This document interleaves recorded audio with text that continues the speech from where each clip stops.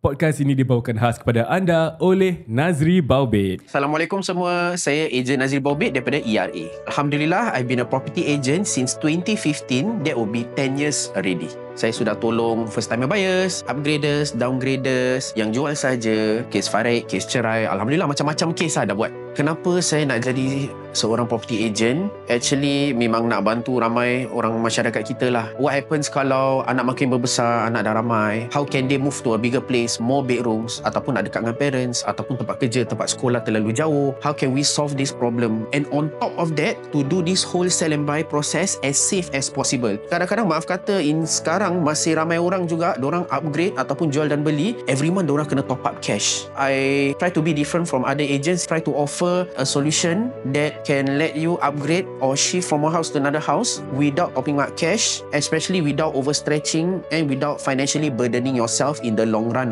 Actually, I come from a background that is, nak cakap below average pun ada, because my father was a sole breadwinner. Pindah sini, pindah sana, struggle financially ni semua kita dah pernah go through. So that's why I would like to help kita punya community, jadi kita can get through the struggle and achieve kita punya financial portfolio successfully lah. Kalau sesiapa yang perlu bantuan tentang hartanah, especially whether diorang nak jual ke ataupun nak beli sebuah rumah ke, jangan segan-segan hubungi saya di 90688244. InsyaAllah saya akan bantu.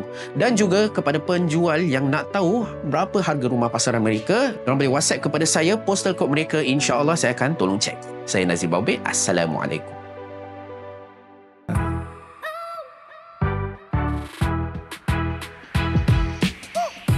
Hey, welcome back to another episode of Outside In with your host Yanto and Farah, your go-to source for honest conversations about relationships and marriage. So if you are ready, let's go. Alhamdulillah. Hari ni kita ada lagi seorang lelaki.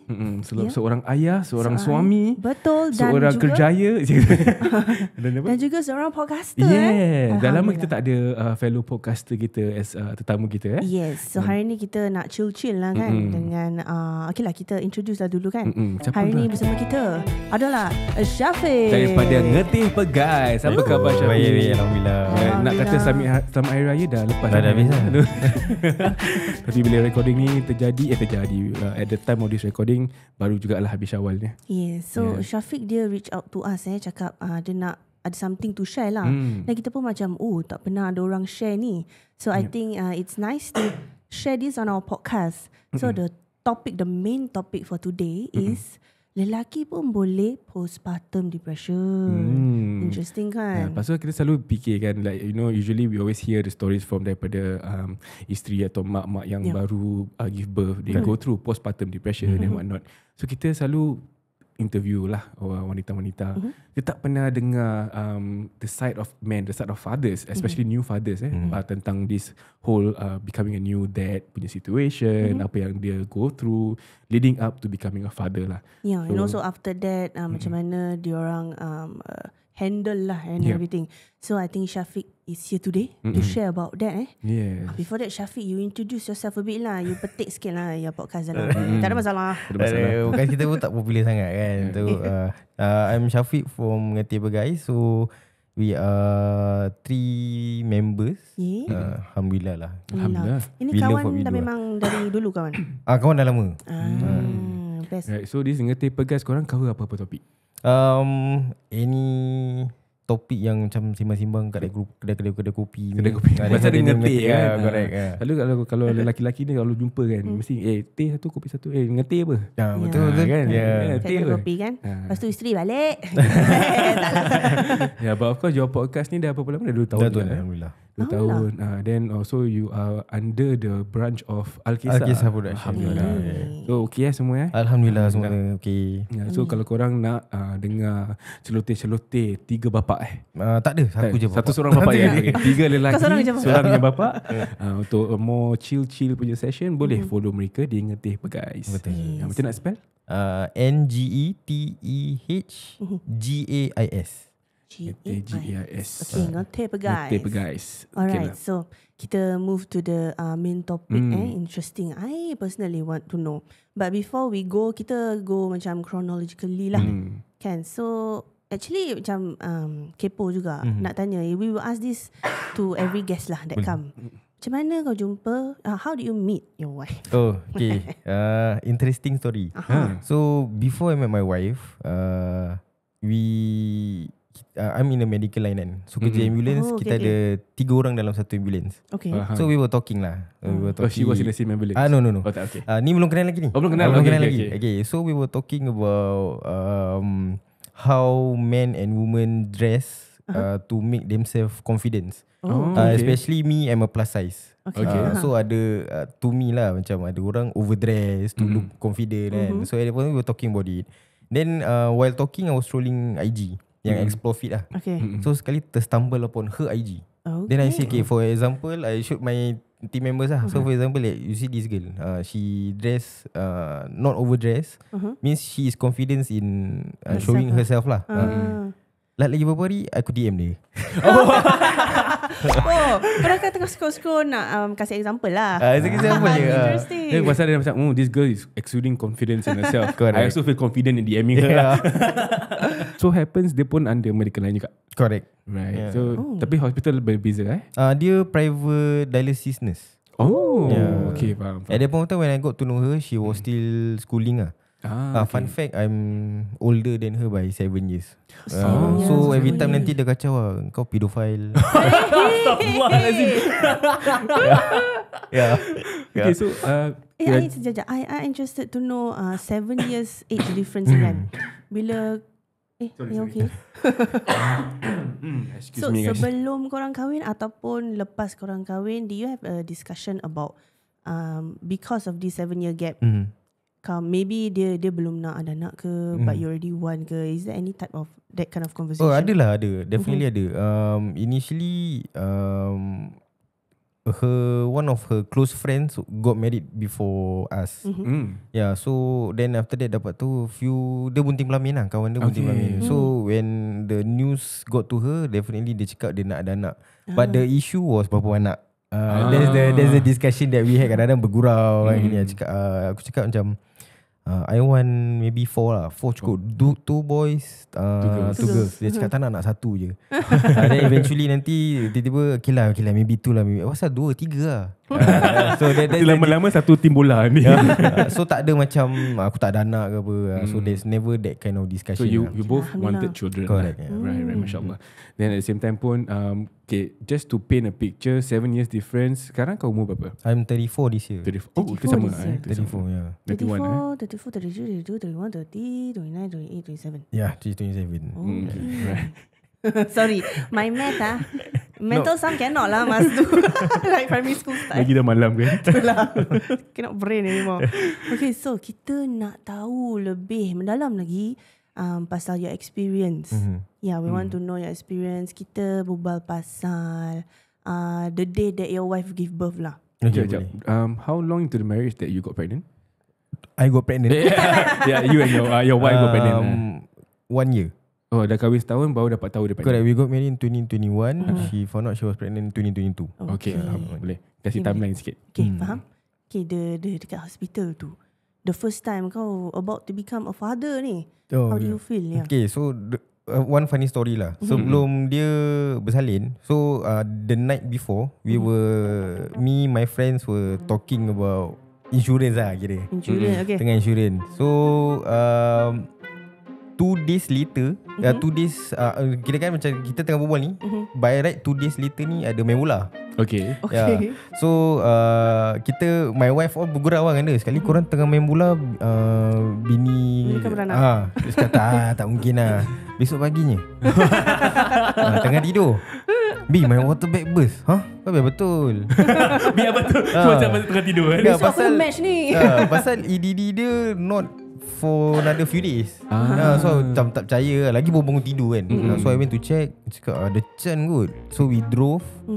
So sampai hospital, okay, doktor check dah 3cm labor, dah 3cm dilated. So we thought okay, this is the moment lah. Date pun cantik kan, 9 of September, 8 of September, cantik lah.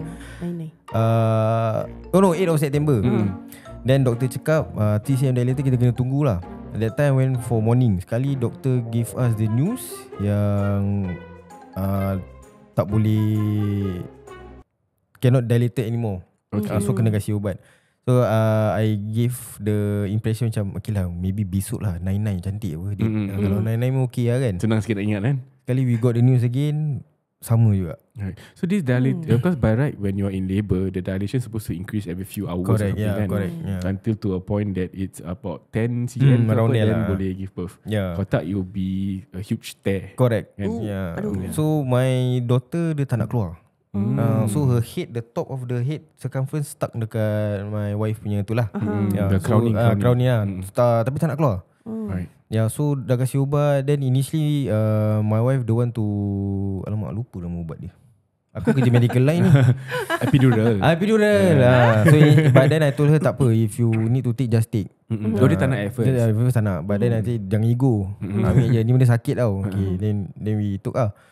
Then yang buat aku tak confident is kita ambil private doctor. Yep. So we took Dr. Suzana. Okay. Yeah, so we only have confidence in Dr. Suzana lah. Pasal dia yang selalu jumpa my wife kan. Yeah, she's your gynae. Yeah, correct. So the first 24 hours tu is not her. Saya macam lama tak confident aku gini kan. Because apa-apa yang doktor tu cakap, I kadang-kadang macam skeptical. Okay. Until Dr. Suzana came. Right. It was because dah terlalu cepat. Correct, yeah, correct. Then before that also dia ada surgery.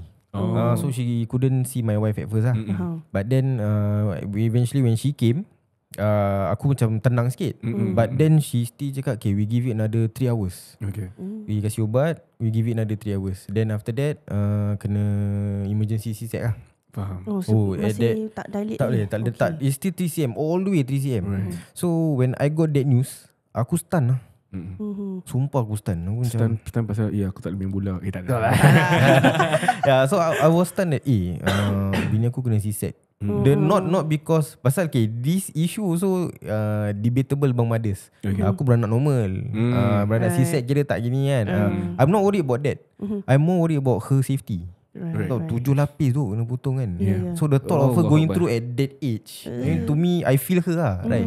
Even I don't go through it, but aku still rasa macam kesian lah. Dia ni nyawa dengan mati ni kan. And even then after that terus nanti ada scar. Correct, yeah. So I was more thinking about her most. Then I called my friends. So my fellow podcaster pun medical line. So I seek their advice also lah. Dia cakap Fik, kalau dah tak boleh, tawakal ya Fik, ini Allah dah atur ni kan. Then one sentence yang my friend cakap tu is, fikir anak kau ni, dia nak keluar ni, just fikir about her lah. Then I say okay lah. Then I talk to my wife, if dah kira no choice, just go through it. I'll be here with you throughout lah. Tapi lepas tu dah give birth semua, everything okay dekat hospital?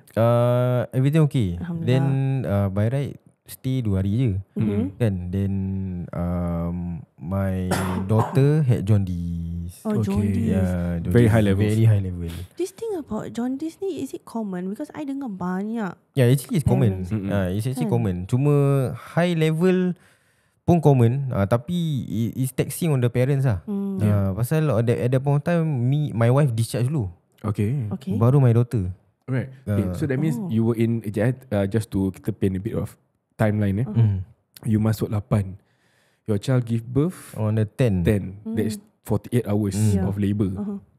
Dan lepas tu masih dalam hospital, tak boleh discharge. Correct. Pasal jaundice level too high. Correct. So bila tu your wife dapat discharge?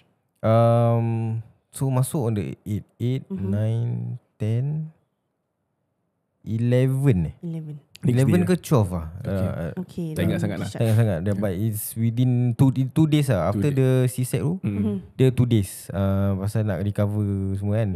Then after that, discharge. But my daughter had to stay for another 1 day. Another 1 day because of the jaundice. Dia kena masuk dalam dia punya UV box. Yes, correct. Yeah. Kan? Jaundice tu orang Melayu kata Kaki kuning. kuning. Correct. Dulu-dulu I dengar apa ni? Orang-orang letakkan matahari. tua, jemur dekat. Ya dulu my Betul. adik when she was a baby, my father said, abang jom jemur ayu. Jemur ayu. Asal nak jemur point time masih kecil. Jemur fikir dia letak kat dalam apa hanger ke kasi gini jemur. So basically dia letak dalam pram, cover mata dia, letak kat matahari. Correct, for vitamin D lah basically if you think about it kan. Oh, is it? But actually jaundice ni apa dia punya? You do you know? Yang tu tak tahu. Oh, tak tahu okay, tak apa. So basically jaundice is a lack of aku step mana aku tak tahu. Okay lah. So basically anak you kena stay another day. So your wife balik tu, then you macam mana? You pergi ke mana? Yang bila? Bila your wife dapat discharge. Your wife dengan your anak kena separated kan? Separated kan. So kita balik rumah kita dulu. Okay. Kita balik rumah kita dulu, just sleep it off for one night. Then after that we went back to the hospital, ambil, then go back to my parents' place. Okay. Pantang lah kat situ. So the jaundice level after that one day dia turun lah. Dia turun. Tapi tak, dia turun from the dangerous level, but it's still not cleared yet. Faham. Yeah. It take a while kan. Yeah, correct. Right. So bila dah kat you pantang kat your parents' place. Correct. So everything was going well so far? Oh, apa terjadi? Side track sikit. Sebelum pantang pun, ni pun discussion lah kan, between me and my wife kan. Because my wife at that point of time, dia belum rapat sangat dengan my mum. Okay. So dia biasalah orang tak rapat ni, dia Segan-segan macam takut macam tak kena kan. Because she's Gen Z apa kan. Kita budak So dia Allah jangan. So dia Gen Z. So kadang-kadang apa yang orang tua cakap mungkin dia tak boleh terima kan. So that's the fear lah. But then I told her, let's be fair. Let's be fair. Because I stay Sengkang, her mother, her parents also stay Sengkang. But then kita tak boleh pantang dekat rumah sana lah. So I cakap, okay, let's be fair. Just nak jaga hati mak bapak aku. Pasal diorang orang lama ni. Kalau tak jaga habis ni kan. Takut nanti dia cakap apa, menantu hantu apa kan. Takkan kau nak kena macam itu. So I cakap, okay, let's be fair. 2 weeks. Because I also need to be cordial lah kan. I need to be fair lah. I cannot side my parents kan. So I cakap, okay, 2 weeks dekat rumah my parents, 2 weeks dekat rumah kita. So that your parents can come jenguk. Is it okay kalau aku tanya, is it because rumah mertua kau tu not so conducive? Correct, yeah, correct. Okay, tak cukup bilik, is it? Yeah, something like that lah. Faham. Faham. So okay, then we decided that. Okay. So bila kita sampai, initially it was okay. Until when I think I took my rest in the evening, my wife saw my dad, bapak aku cium anak aku.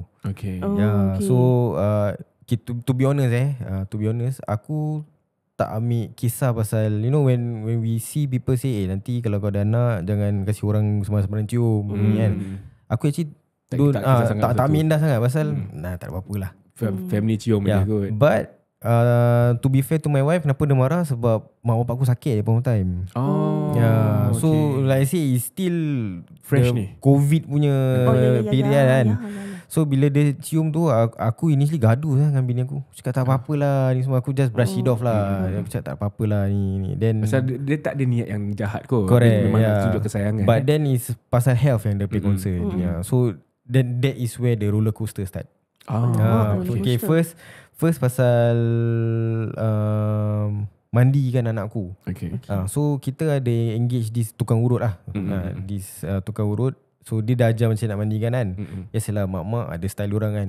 So dia pun nak tunjuk style dia. So kita ada bertekak tu kat situ. Hari tu juga actually kita nak pergi poliklinik ni. So I kind of raise a bit of voice to my wife and my mama. Tu aku feel bad lah. So but then tu mak aku maju normal lah. So but then I dekat because bini aku pantang, aku ajak mak aku lah pergi poliklinik temanan lah. That's why I talk to her. Macam I mean, I understand your point of view, tapi mak kena faham bini aku ni budak Gen Z lagi. So kena give and take lah. Aku cakap we try. At the same time pun I feel that at this moment kan, this is your first, I mean nak kata mak kau mungkin tak salah, bini kau pun tak salah. Correct. Because they all have different schools of thoughts. At the same time pun your mum will come from an area of aku pernah jaga kau. Correct. Tapi ni your wife pula, aku nak jaga anak aku nak belajar. So there's going to be a lot of tension there. So it's matter of how you diffuse the tension. But I think that you did a great job. Kau kau bawa mak kau keluar, kau bilang kau explain dengan mak kau situation. Interesting inilah dapat dengar the perspective of husband yang stuck in the middle. So because at the end of the day, kita kena sedarkan hati mak kita. Betul. Kena sedarkan hati isteri kita. So kudos to you man, good job. Alhamdulillah.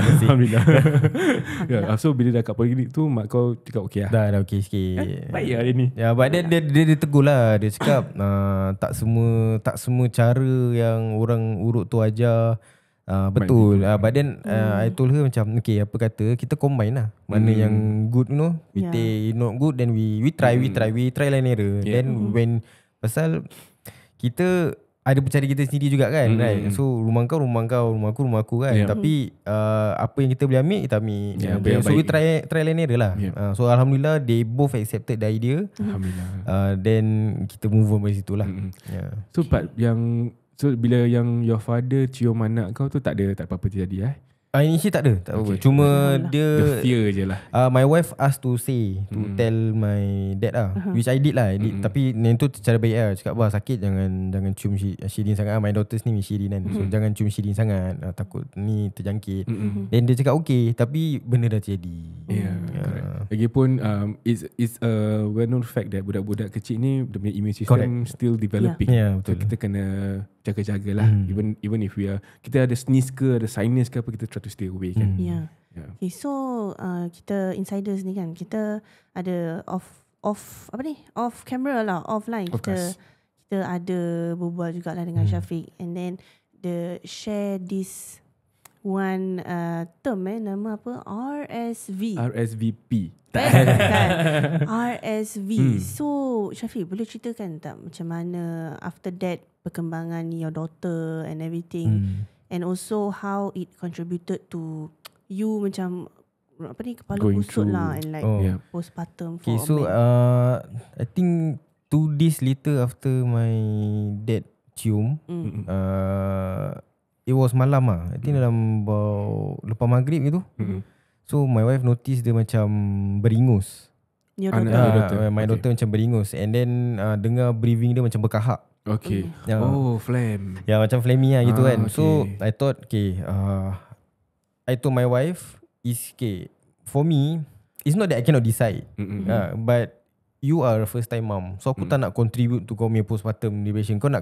You are recovering from C-sec, right? So I want you to also try to decide, so that you think you yourself think okay, I am capable to be a mother lah, to decide kan. Then I gave her 2 options. It's either we go clinic or we go hospital straight. I told her my suggestion, we go hospital. But if you don't want, we can go clinic first. So we went to the clinic. So because I already told her, I cakap budak-budak kecil ni tak ada ubat. There is no medicine for them. So but if you still want to get another opinion, then we go clinic. Then I brought her to clinic. So bila lagi then doktor pun cakap actually tak ada ubat. Cannot do much. Then dia cakap apa kata besok pagi kau ada appointment jaundice kan. So go pergi polyclinic, then get check there lah.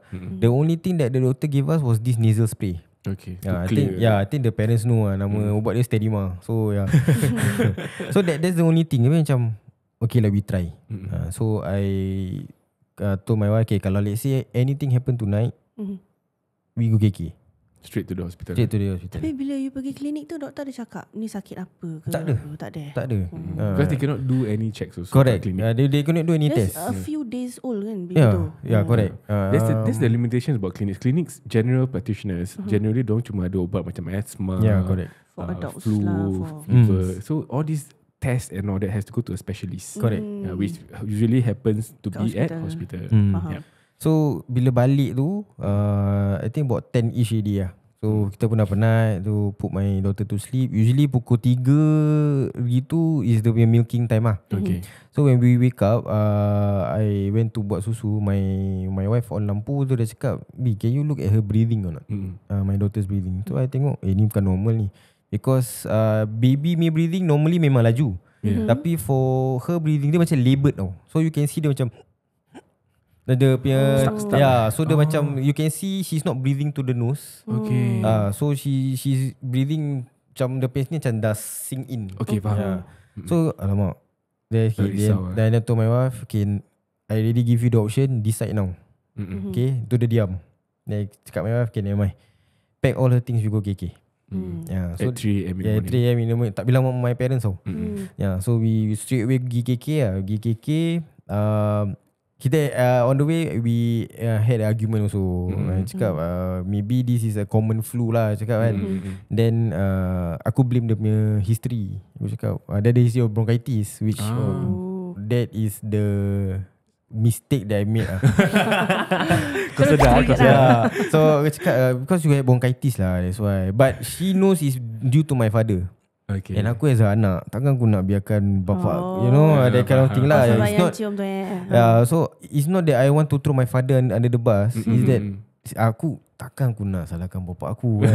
That kind of thing lah. I'm stuck in between a husband and also a son. Right? So but then I try cakap, we don't talk about this now, we settle our daughter first. So kita masuk mana ni? KK. Kat observation B tu doktor dah start kasi asthma puff lah. Which is aku actually question tau. Why asthma puff? Why asthma puff Yang colour biru tu. Then I was like, kata tak ada ubat kan for children, then why you giving this ni kan. But then because aku pun tak nak pandai-pandai, I know I'm working in that line, but I withhold that question first lah. Then doctor explain, dia cakap pasal anak kau punya lungs dah filled with phlegm. So alamak, lungs so aku okay lah, understand lah gini. Then aku tanya what's the cause of it kan. Dia cakap we need to do further tests. So that's where kecoh lah. Kecoh. My wife tengah pantang ni.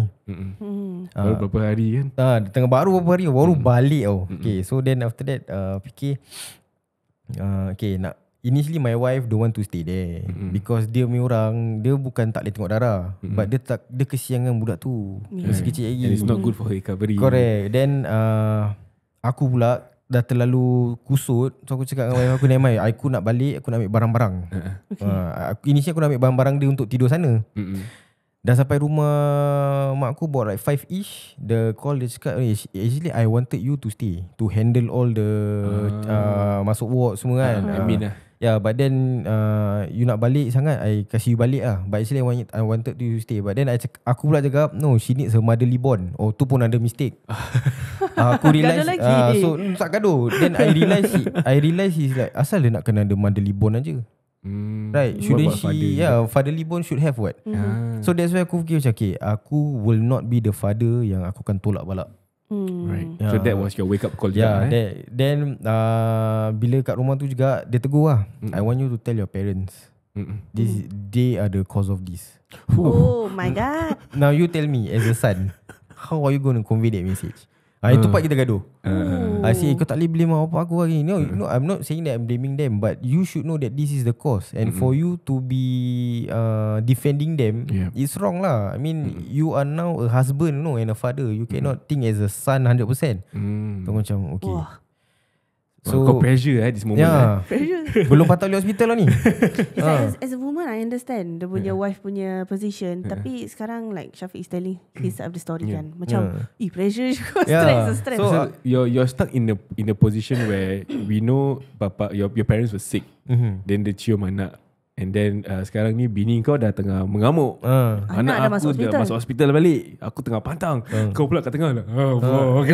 So aku duduk kat dalam bilik tu. Okay, aku dah atur sentence lah. Macam mana aku nak cakap So the first thing I did was I woke my parents up lah. Cakap, mak bah, sorry Syirin kat dalam hospital. Terus bila masa kau pergi? Saya tak bilang gini kan.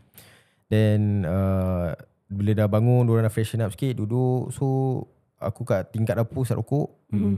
Tengah isap rokok tu aku bilang lah. Dia cakap dia, mak bah, ni bukan nak kurang ajar, tapi kalau dah sakit jangan gini lah. Jangan cium gini kan. Syirin ke apa, try nak pegang boleh, tapi jangan cium lah gini kan.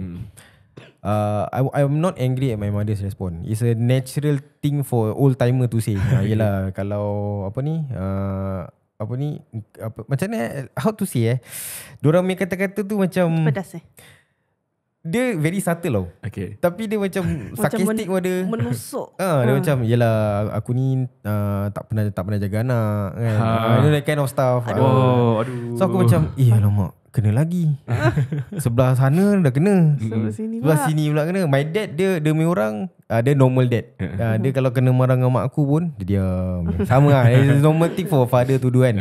So bila aku tegur tu, dia pergi kat aku, dia minta maaf. Dia cakap, abang minta maaf lah gini kan. Bukan ni, tak, Api faham. Cakap, cuma ni nak kena cakap juga.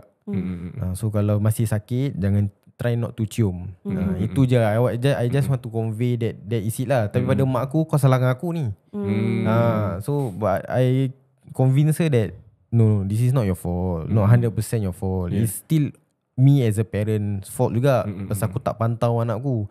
Because petang, the agreement is bila petang my parents tengok-tengok kan, diorang pun nak main dengan cucu diorang kan. So that's, aku pun tak pantau. So aku cakap no, it's also my fault. Baru dia cool down sikit. Cakap okay, kau salah, okay lah. Aduh, what a apa ni, hard conversation. So at this point in time dia nampak Syafiq dah kena bullet. Pam. Tapi dia steady dulu. Tak steady juga tau. Sumpah nak cakap tu kena isap rokok lah baru boleh cakap. Wobble. Pasal we are always pasal okay, it happens when we have this good relationship dengan parents, you know. Kita tak nak sakitkan hati diorang. Betul. Tapi pasal nak cakap benda ni, walaupun kita niat yang baik, kadang-kadang kita akan tersinggung parents kita punya feelings. Pasal it's where they come from, the years of experience, years of ni, macam mak kau kata kan, macam aku tak pernah ajar kan, something like that kan. So we cannot do anything about that. And then pedas. Kita macam faham, tapi apa? So always kena. Tapi of course that's where we come in, you know. It's our generation punya way of, we have to break that cycle lah. Of, you know, kalau you see times are changing, technology is changing, a lot of things, a lot of information are being passed down to us. So kita try to spread the information as much as possible. Then in future, anak-anak kita bila ada anak pula, kita pun have to understand, dulu aku rasa macam ni, aku tak nak anak aku rasa macam ni. Correct. You know? Dan lepas tu kau dah pack semua. Nazi, tolong. Apa dia? Aku actually under DRS tau. Tapi aku nak beli rumah. Macam mana? DRS? Okay guys, DRS, Debt Repayment Scheme, for people who are affected by this scheme, insyaAllah tak ada masalah nak beli rumah. You can still apply for HDB HFE, tetapi mungkin masalahnya is kalau you nak apply for a bank loan. Based on my 10 years experience, so far all my DRS clients yang try to apply bank loan, maaf kata, has been unsuccessful. Tetapi HDB loan tetap juga successful, subject to eligibility by HDB lah. So jangan risau, kalau you masih eligible for HDB loan, walaupun you under DRS, you still boleh beli sebuah rumah. Ada apa-apa soalan tentang jual ataupun beli rumah, hubungi saya di 90688244. InsyaAllah saya akan bantu. Saya Nazir Baubet. Assalamualaikum. Okay Nazir, terima kasih. Selamat. Tolong. Okay, so before my wife gave birth, we research lah kat TikTok, like what not to do during bila dah ada baby gini kan. So aku stumble upon RSV. So RSV is respiratory syncytial virus. So diorang cakap it's common among the babies. It's very very common. So kita dah tengok tau macam mana nak prevent kan. So the moral of the story is to all the parents, no matter how well prepared you are, you will always get the unexpected. So bila on the way balik tu aku dapat voice note. So initially I masih ego tau, aku still tell the doctor, no, my wife got bronchitis. Pasal dia tanya, anyone of you got history? I said, yeah, I got sinus, my wife got sinus also, and also bronchitis. So maybe that's the contribution lah. Doktor pun cakap it might be, but we still need to do further test lah. Then the voice note, aku tengah on the way ni, the voice note aku a long conversation. Cakap, alamak pasal apa ni. So aku play, tengah on the way play tu dapat tahu might be RSV. Belum confirm lagi, might be RSV. So need to do test lah. Jadi bila aku balik, doktor buat rounds, confirm RSV. RSV ni apa? It's like pneumonia. It's like pneumonia, it's like bronchitis, but it's for children, for budak-budak. Right. So they will always attack the lungs. Macam for pneumonia is infection kan. Macam kau batuk start pada tekak kahak, then kahak tu not disposed properly, then you go down to the lungs. That is pneumonia. But this one the straight lungs. The straight to the lungs. Ada tahu the cause of it tak? My father. So aku have to accept the fact that it is my parents lah. So dia tanya ada siapa kat rumah sakit, my father. Dia cakap my parents lah. Then that's it lah. That's the cause of it. So nak pecahkan ni berita kepada diorang lah. Yeah. So I never told them that it's their fault. I just let it be lah. Pasal dah jadi. Pasal I really told my wife, I really talk to them. I don't want to make it more worse. Pasal nanti dorang bukan tersinggung pula. Takut dorang macam terus tak nak jaga. Macam rasa bersalah tu get to them yang dorang tak nak jumpa anak cucu aku, cucu dia ke apa kan. So I don't want that to happen lah. Right. Dah tegur dah lah. This PRSV ni your daughter macam mana dia recover tu? Okay. So how they test kan is they got a few ways to test. First is catch urine. Catch urine tu macam dorang is either wait for my daughter to kencing, atau they will basahkan that private area so that she will urine, then they will check test lah. The other one is blood test. So blood test ni dia macam macam nak check sugar level. But lagi satu yang ini aku hampir-hampir gaduh dengan doktor tu lah. Dia suggest spinal fluid. It's like macam epidural. Dia cakap tu lebih accurate. Macam kepala otak kau. Ni budak lagi ni. Budak lagi tau. Because dia cakap 14 days old. So how can you, my wife already felt how epidural go through. Dia lagi lah. Kau cakap dengan doktor jangan macam-macam.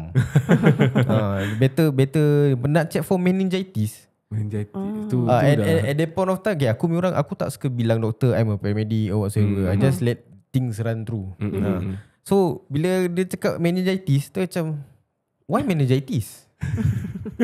Tak aku question dia kan. Why I know what is meningitis no, but for you to check meningitis to the spinal, I won't allow it. It's either you catch urine or you do the blood test. So that's where dia dapat tu confirm RSV lah.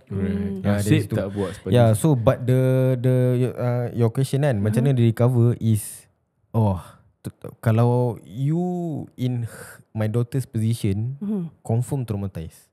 Dia dah 14 hari kan. So dia kena pakai oksigen all the way 24 hours non-stop. Nasal. Nasal. So nasal prong all the way. Then there's this pulse oximeter, dah akan tip dekat kaki anakku lah. So how to know whether she recover is when they take off the oxygen, the SpO2 must be above 95. Okay. Dengan oksigen paling lowest anakku 85. Rendahnya. Rendah. With oksigen tau. Oh my god. 85. Paling tinggi pun 89 at that point of time. And then aku kena jaga dia for 2 weeks straight. Kau imagine tengok mesin tu 2 weeks? Dekat hospital? Kat JK 2 weeks straight. 2 weeks? Aku dah habis paternal leave dah habis. Ambil leave lagi 2 minggu straight. Sampai kena ambil MPL. So in a way this whole situation ni kau tak balik rumah? Ada juga balik lah. Bila ada hari macam mak aku datang hospital, nanti dia suruh aku balik lah. Balik rehat sekejap, that kind of thing. Tapi in this situation kau punya isteri kat rumah tengah recovering from labour, pantang, anak kau kat hospital for 2 weeks. Macam mana kau ni? So due to the stress yang dia not be able to take care for kita punya daughter kan, dia punya pantang pun dah haywire. To the point where nanti dia tak makan. So aku need to so I'm there needing to see my daughter punya perkembangan and my wife punya recovery. Pantang. Have to juggle lah. Correct. So aku punya postpartum depression starts at the hospital itself. Not pre tau, not the mak bapak minta yang aku kena tegur no, it's at the hospital itself. Itu masih steady lagi yang sebelum tu dalam hospital dah start lah. That's where aku punya postpartum dah start. Kan kau bila kau sampai, kau dah in that situation where kau dengar mesin, habis tak ada orang, kau tengok anak kau tengah in that condition. Pasal budak tu is very small kan. Correct. How many kg? At that point of time 3.33. Tapi gini je kot. Then you imagine everything all taped to her. And then you worry about your wife yang tengah sakit, yang tak jaga diri. Pasal dah tengah stress. Of course anak tak boleh. Cakap I think my friend ke my cousin ke apa cakap macam after you give birth you cannot macam you takut macam you cannot be apart from your baby. You cannot. It affects you as a mother as well. Correct. Apalagi the baby right, like needing mother's warmth.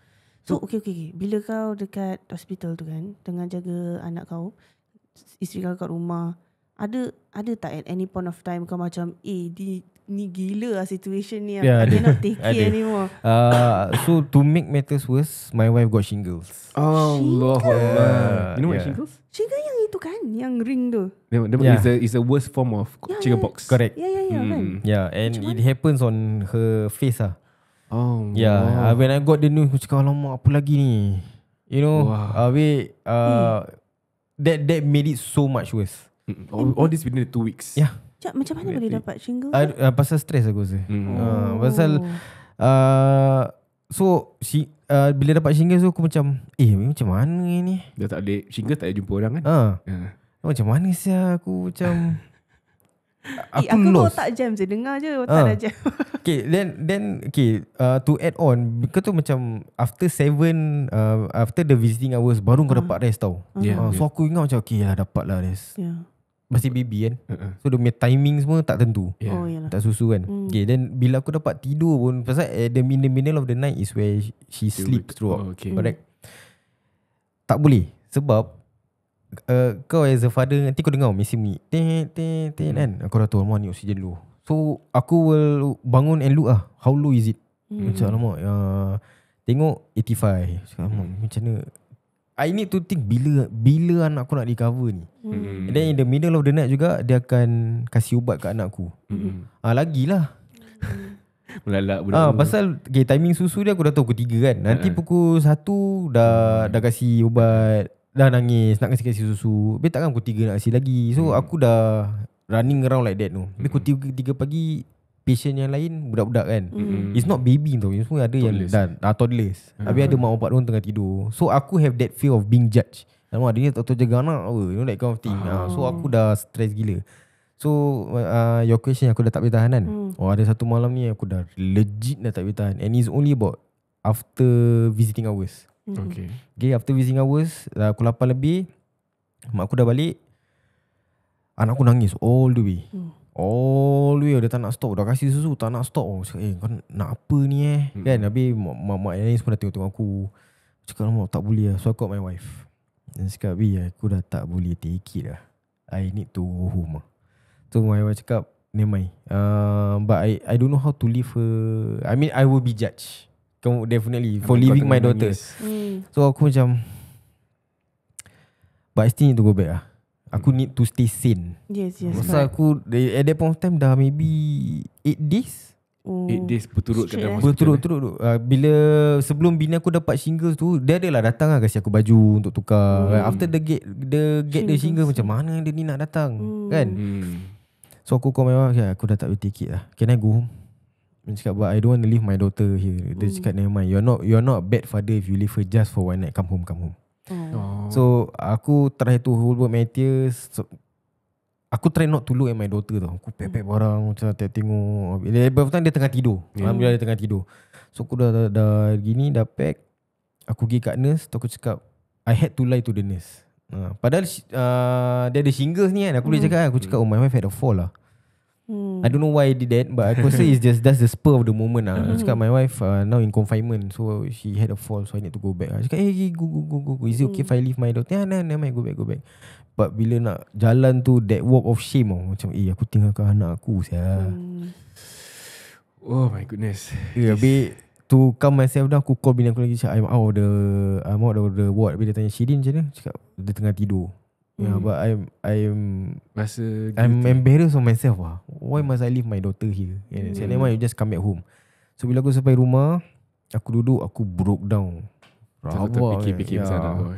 Then because my wife, dia ada macam cakap lah yang apa ni, this thing happen lah, buat gerbuk kan. Aku cakap, this thing is happening, but I'm going through this, you know. I know you are stressed that you cannot see Shirin, but you are here. I'm there physically watching her get the fish tank ubat. I'm physically there looking, and I need to take care of her. I need to fikirkan you at home. Now you got shingles, kau tak nak pergi hospital. Waktu aku cakap dia, go sick, you know.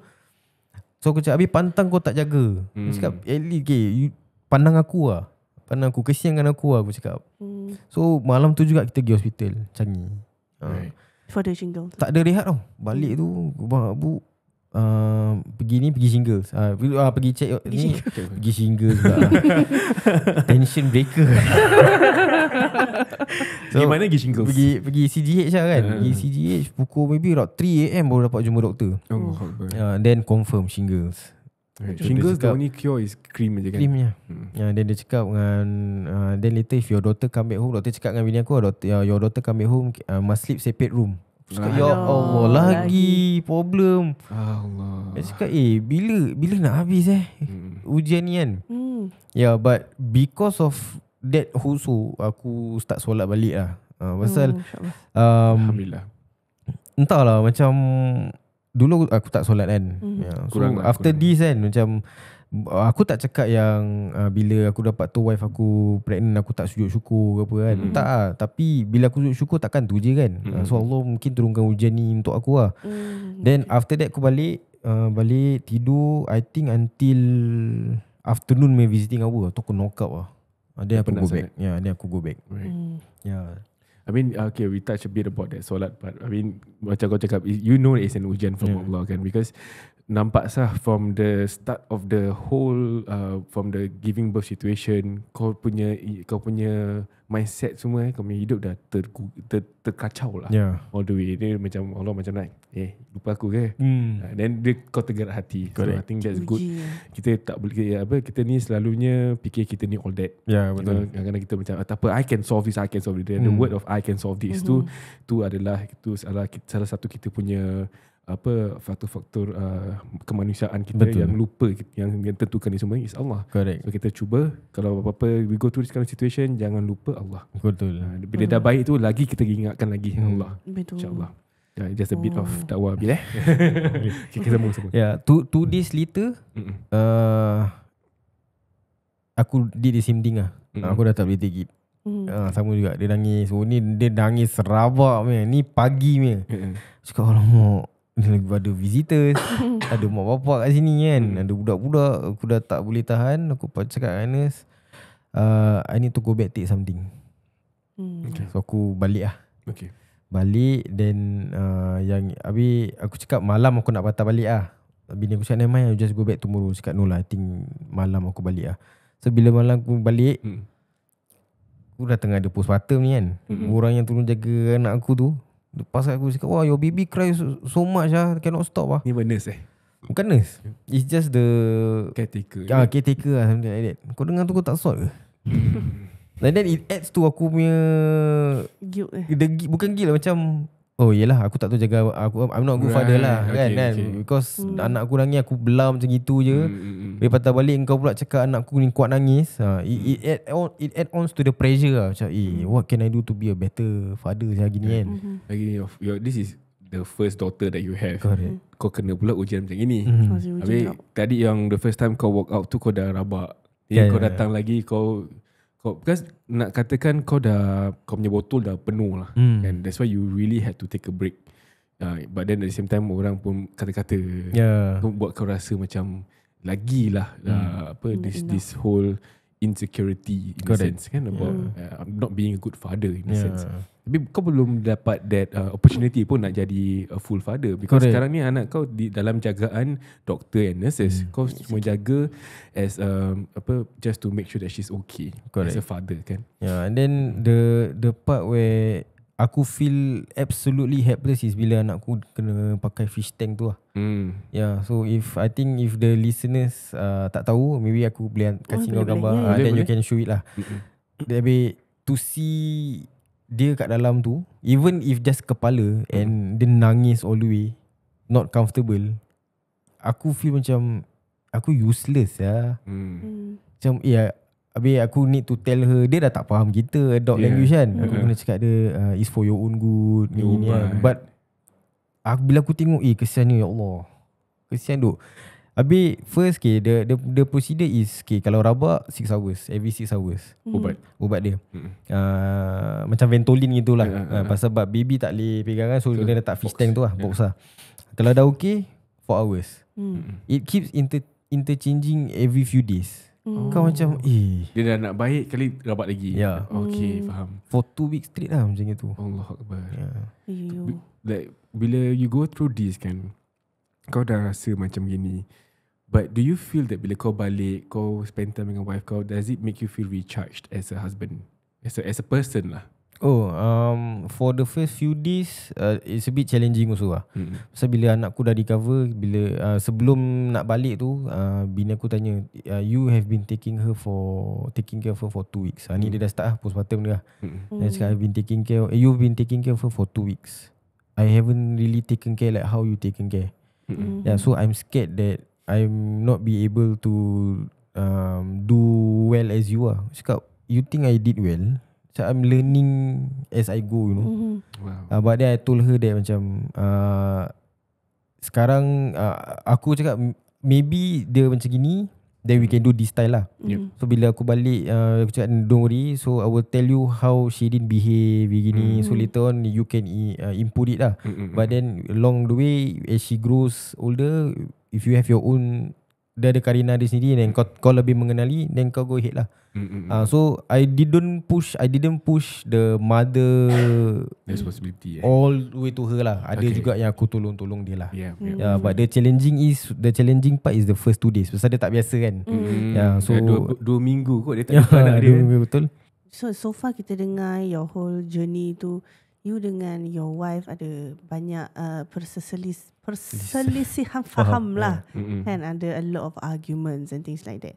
But after everything dah settle down, your wife dah dapat jumpa anak you pun dah condition dah makin improve. Ada tak a moment that you shared with your wife that you akan ingat forever? Because you have been through a lot together in those 2 weeks kan.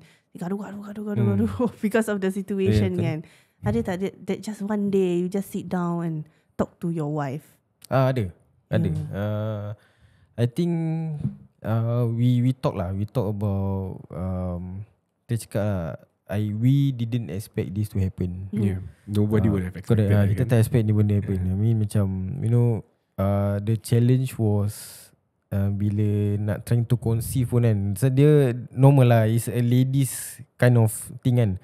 Bila ni maaf sorry dulu bila you tak dapat conceive, usually you akan fikir about mertua, betul tak? Sometimes they will think about mertua macam I tak boleh kasih parents you cucu, dia kind of thing kan. And then bila dah dapat, then after that we research kan. Then I told her macam, kita research macam mana nak research, bila benda ni jadi terduduk lah kita. But Alhamdulillah aku cakap yang kita didn't actually falter far apart tau. Macam this thing actually make us grow closer. Alhamdulillah. Then macam moving ahead, pasal doktor dah cakap this might be a prolonged thing lah. Mungkin dia akan dapat bronchitis kan, pasal dia punya lungs dah pernah kena infected kan. Then kita cakap lah macam we need to take necessary measures lah together to prevent this from happening again lah. But aku cakap dengan dia, whatever you went through, I also went through. So kita tak boleh blame yang, you know, you need to control your postpartum lah ini kan. So kita cakap, kita janji dengan each other, we will never bring this postpartum reason to be a reason lah. Correct lah. So fathers can get postpartum also. Tapi kau ada tak berbual-bual dengan your friends yang dah ada anak kan? Do they go through something? I don't think they went through anywhere as near as what you went through lah that 2 weeks. Tapi ada tak macam a bit of pressure ke stress ke apa? Macam kau berbual-bual dengan kau? Ada. So anakku bawa balik. Then when I went back to my previous job, dah start balik kerja kan. So dia ask lah what happened, gini aku dengar anak kau gini lah. Okay, then after that during lunchtime I went down lah to the office lah kita kan. Then my boss masuk tanya khabar kan. How's your daughter gini? I said okay lah. Then I told them the whole story. Another thing about my wife, time dia tengah stress during that period, pasal the stress level was too high, she wasn't able to breastfeed lah. Faham. So I told them like, I need to think about how to convince my wife that never mind, it's okay. If you cannot breastfeed, never mind, it's okay. You know, nak kena jaga hati dia kan. Macam it doesn't make you less of a mother, that kind of thing.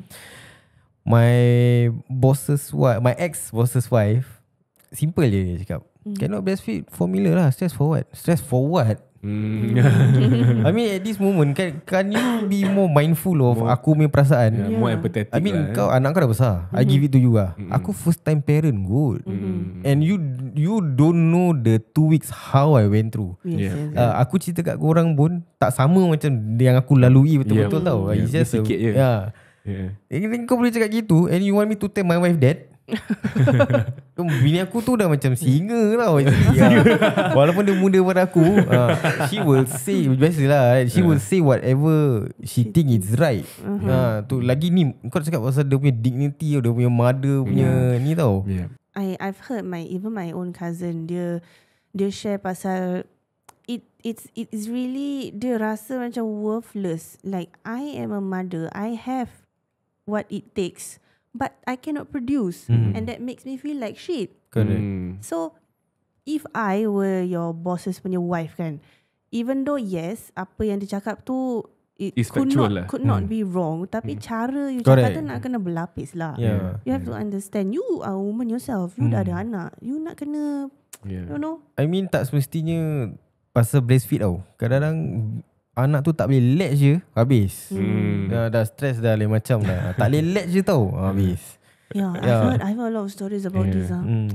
Bila kita lalui nanti kita tengok macam mana stress dia. Ya Allah. I mean there's also another point to note. Kalau let's say your friends ke apa datang towards, you know, to give you, to curahkan hati lah, to really share all this problem. Jangan brush it off. Never just macam tak apa lah, tak apa, ada ni je apa. There's always more to what they're feeling on top of what they're saying, because we never know what they go through. Like what Syafiq said lah, whatever that he's shared tadi pun, it's probably just 10% of whatever he went through. His feelings. Maybe before we go, Syafiq, do you have anything that you can maybe sampaikan untuk husband atau bapa-bapa yang young, first time fathers that are struggling, that might be struggling right now? Okay, so I understand yang kalau kita stress ke apa, kita so pendam kan, right? Mainly because kita faham yang isteri-isteri kita going through postpartum depression. So kita tak nak add on, tapi takkan diri sendiri nak merana kan. So number one, you need to have a support system lah, right? Tak semestinya mak bapak korang, tak semestinya saudara-saudara, can be your friends. If your wife is open to it, alhamdulillah lah. Then you guys can talk about it, but don't make it macam you know, you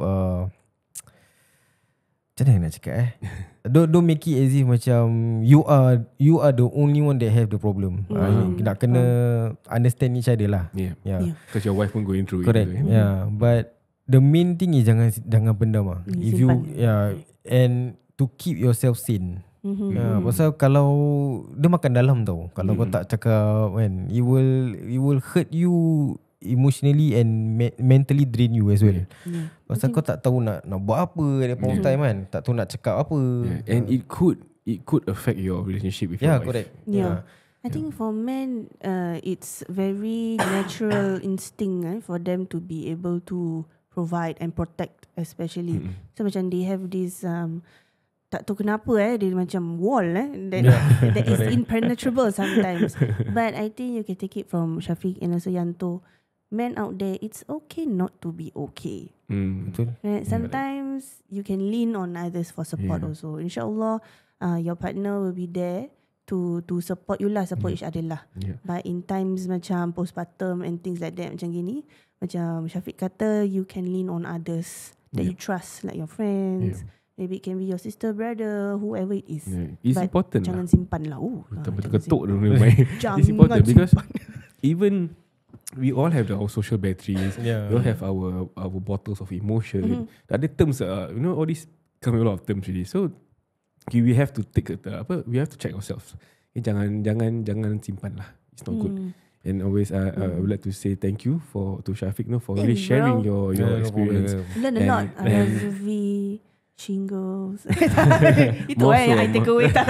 More so it's not just women that goes through. Men pun ada emosi, men pun go through stress, and be there for each other lah. Thank you so much, Shafiq. No problem. Thank you so much for having me and sudi dengar and let me InsyaAllah, share definitely this kalau if you have more time with each other, we can have more episodes in the future. InsyaAllah. But at the same time pun korang dah dengar pasal stress ni semua kan. Korang jangan stress nak pasal rumah serius. Tak payah nak stress. Kalau tak nak stress, call legend Nazri Baubit. And also kita just nak bilang korang lah, kita dah jumpa Nazri Baubit ni about a few months back and we make it a point the next person that we work with kita tengok dia punya what do you call that? Don't say that. Huh? Don't say that. Why? You're gonna share. No, I just want to say that he's a nice guy. Oh, okay. That part only yeah. You don't say make it a point. No. Okay. I won't don't say compare. that. Don't compare. Don't compare. Minta maaf. Okay, so yes, me and Yan just want to share lah that Nazri Baubit ni kan, orang dia is so soft spoken, so genuine and very very humble. On top of the fact that he's very knowledgeable about real estate. Yeah. So as a person himself, he is very tak tahu macam nak explain. If you meet him, you will feel that he just wants to help you. Yeah. So insyaAllah, kalau you ada any inquiries about real estate yang nak jual, nak beli, nak upgrade, you can call him dekat mana? 90688244 90688244. You can also go to his Instagram. Instagram dia macam-macam information ada. Dia nak tahu apa-apa, you can just scroll. You can definitely see something there. Kalau tak, just drop him a DM. Yeah, he's very active on his socials. Ada a lot of information, a lot of listings, insyaAllah. Okay, so you can follow him at Nazri_Baubit. Yeah, so jangan stress cari rumah. Nazri Baubit sedia ada.